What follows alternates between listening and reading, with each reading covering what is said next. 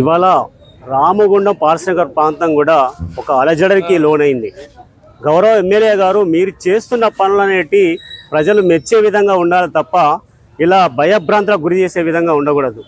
ఎందుకంటే ఇవాళ నీవు రాత్రికి రాత్రి దాదాపు ఒక 50కి పైగా మరి మైసమ్మ, దుర్గమ్మ, వేల్పులమ్మ తదితర దేవాలయాలు అన్నింటినీ రోడ్డుకు ఆ పక్క సైడ్లో ఉన్నటువంటి అన్నిటిని కూడా ఎవరికి ఇన్ఫర్మేషన్ ఇవ్వకుండా మూకుమ్మడిగా మీ అధికారులతోటో మీ రౌడీలతోటో ఎవరితోటో వచ్చి అవన్నీ కూలగొట్టడం జరిగింది. దానికి మీ వాళ్ళు చెప్తున్నది ఏంటంటే ఇది సుప్రీంకోర్టు ఆర్డర్ ప్రకారంగా రోడ్డుకి అడ్డంగా ఉంటే రోడ్డు ఇరుపక్కల ఉన్నా కూడా కూలగొట్టే అధికారం ఉంది అని చెప్తున్నారు.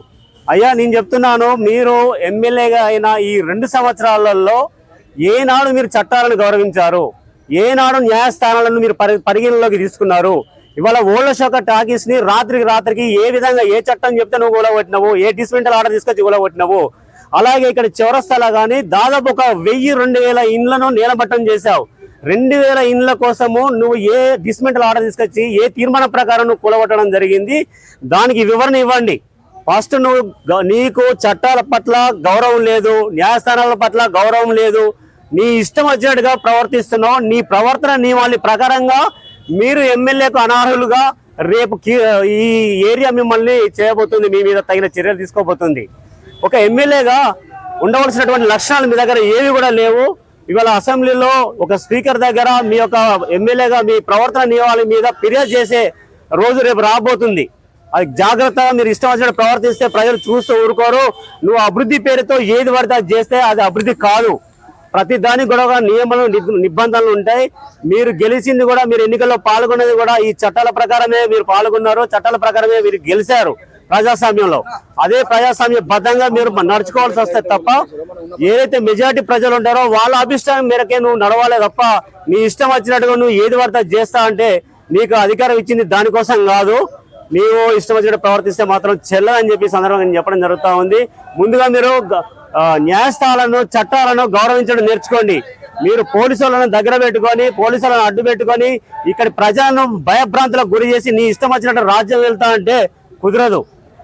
ఇక్కడైనా మీరు సమన్వయంతో ప్రజల అభిప్రాయాలతోటి ప్రజలు ఏది చెప్తున్నారో వాళ్ళకి ఏది ఇష్టమవుతుందో దాని ఈ ఏరియాలో ఉన్నటువంటి పలు శాఖలకు సంబంధించిన అధికారులు, వాళ్ళు మున్సిపాలిటీ వాళ్ళు కావచ్చు, మరి పోలీస్ అధికారులే కావచ్చు, ఇంకా రెవెన్యూ అధికారులే కావచ్చు, ఎవరైనా కూడా మీ విధులను మీరు నిర్వర్తించండి. మీరు చేయవలసిన పనులు చేయకూడని పనులు చేస్తూ మీకు ఎవరో అండా ఉన్నారని, ఎవరో చెప్పారనే ధైర్యంతో మీరు ఇలాంటి ప్రజా వ్యతిరేక పనులకి, ప్రజాకంఠ పనులకి మీరు పాల్పడినట్లయితే మీరు చరిత్రలో చూస్తూ ఉన్నారు. గతంలో శ్రీలక్ష్మి అయితేంది, ఐపీఎస్ ఆఫీసర్లు అయితేంది, ఐఏఎస్ ఆఫీసర్లు అయితేంది, ఇవాళ జైల్లో ముగ్గుతున్నారు.